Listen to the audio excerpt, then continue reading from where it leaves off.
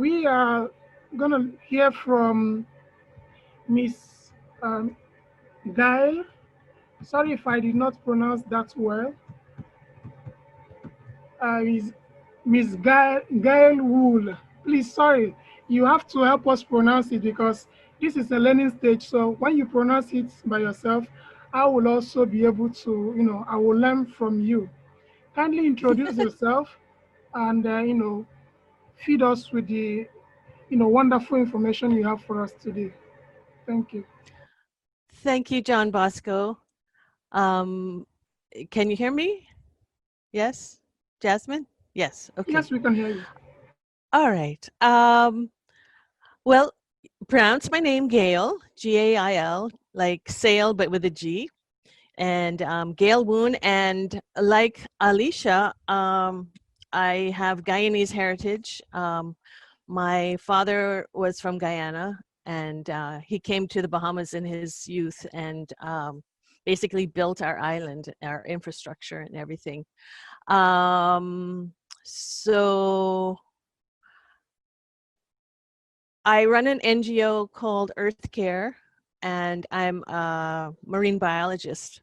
Um, I need to share my screen with you to start my presentation. Give me a moment.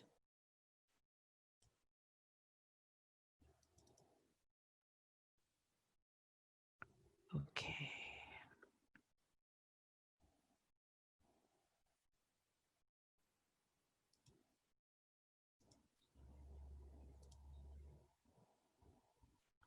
Okay. Good afternoon. It's my profound pleasure to address you on this International Youth Day. First, please accept my heartfelt, profound apology for the state of the world that the older generations are leaving the youth of today for you to deal with. I've been preaching for decades to mostly deaf ears about the ways we could change our lifestyles in order for your future to be a better place. I'm so sorry that very few people listened and took my words to heart. Let me share with you who I am and what the NGO called Earthcare that I founded in 1988 is and does in a short video.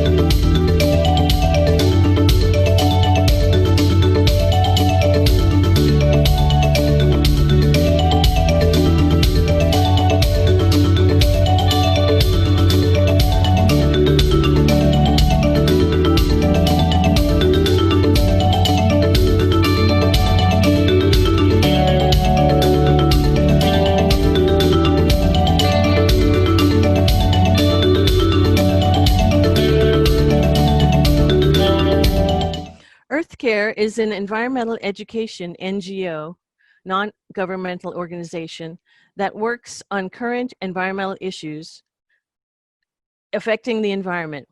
Our mission is to empower students and teachers to get involved and be proactive with their voice.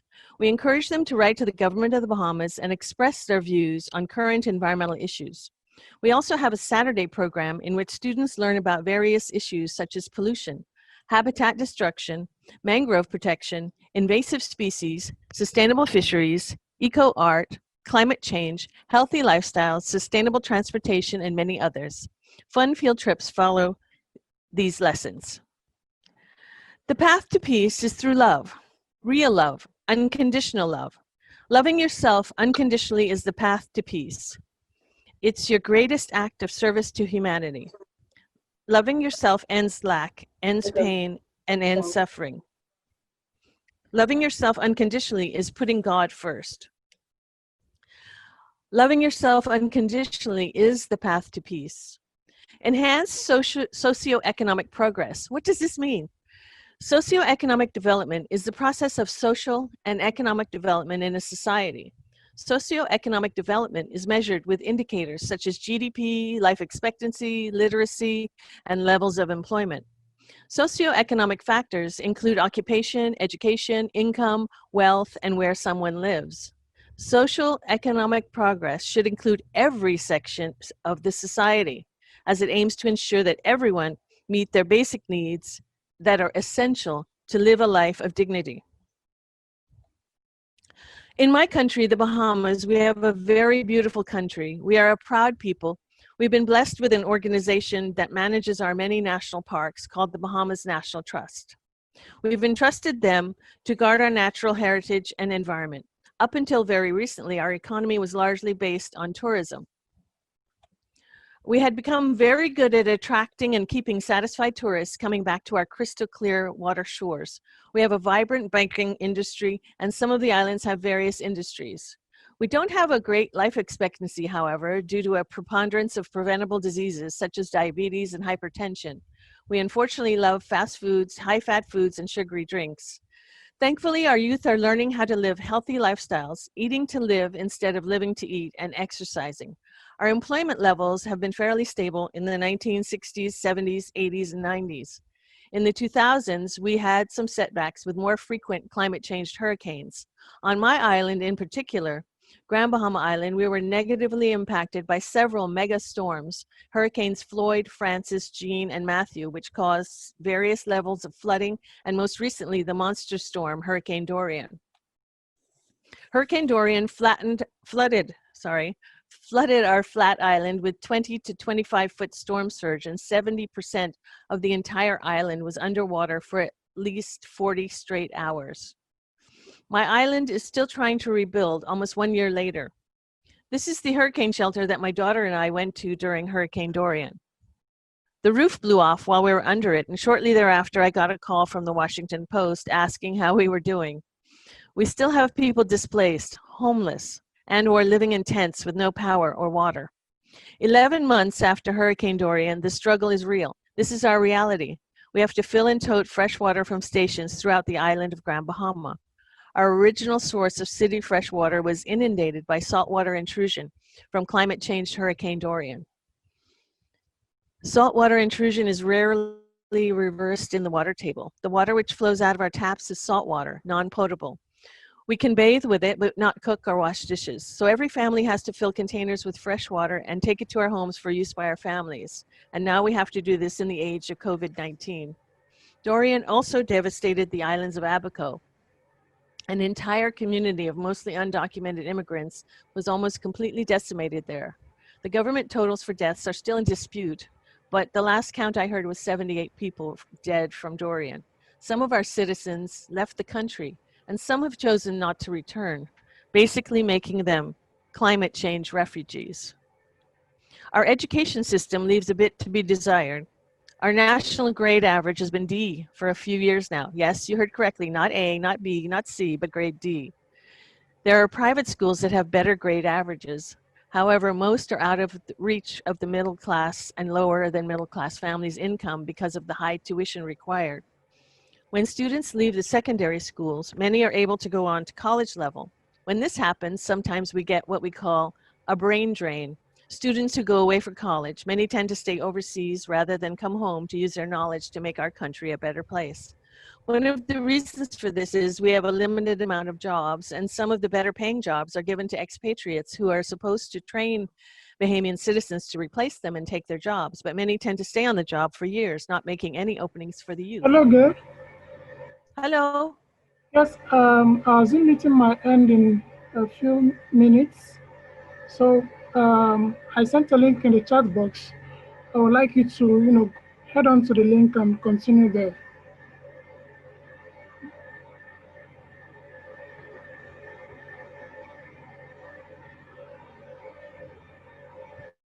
So, when did it end? Oh, We're still going on. oh, The meeting time was sorry. extended by Zoom, so we can go on. I just got notified. I'm sorry. What's happening? You can continue. Don't worry. Everything is fine now. Oh, okay. All right. Wealth presents a source of security, providing a measure of a household's ability to meet emergencies, absorb economic shocks, or provide the means to live comfortably. Like most countries, we have a disparity in people with large wealth reserves and people without large wealth reserves. Finally, I will address the elephant in the room, COVID-19, the disease caused by the severe acute respiratory syndrome, coronavirus 2, or SARS-CoV-2. In December, the novel new virus was identified. Since then, it is safe to say that over our entire globe, our lives have turned completely upside down, and not in a good way. As of March 12th, we had no cases in the Bahamas. As the Bahamas is experiencing our second surge now, we have attained the dubious title as the worst country dealing with the COVID-19 pandemic. We are listed as 184 out of 184 countries. Many of our islands are on complete lockdown. Our healthcare system is being tested beyond its capacity. My particular island of Grand Bahama is a COVID-19 hotspot, so no travel is allowed into or out of the island. Our first lockdown began in the third week of March 2020. Some families have had no income since then. I don't know what the future holds, but I do know that as youth, you are going to need to have your wits about you. By that I mean learn as much as you can from mentors. Become as computer literate as possible. Innovate. Think of unique ways to navigate and make a living in this post-COVID-19 world. I don't think you can afford to wait for a vaccine. I think the time is now for you to grab the projects that you want to do and become your own entrepreneur. Develop and run your own businesses. Utilize the funding agencies that are available. Write grant proposals. Apply to get funding to start your own businesses. Use the internet and become savvy about technology. We, the elders, are counting on you to clean up the mess that we have given you and to make this world and your countries better places, sustainable places, clean places, and places that you would want to raise your own families. You have the means, your youth, and your brain power. I cannot wait to see what you come up with. And I also want to mention that in the Bahamas, we are blessed to have many NGOs that work together on environmental issues and various issues, socioeconomic issues. And I've been blessed to be able to work closely with Mr. Joseph Darville of Save the Bays and Rashima Ingram of the Waterkeeper Alliance. And we've been able to do some projects which were part of the United Nations Sustainable Goals program. We were able to plant mangroves last summer with environmental groups who traveled all the way from China and their youth to work with us. And so that was a very, very wonderful and gratifying week that those people were here on our island. So thank you for inviting me to address you on this very important International Youth Day.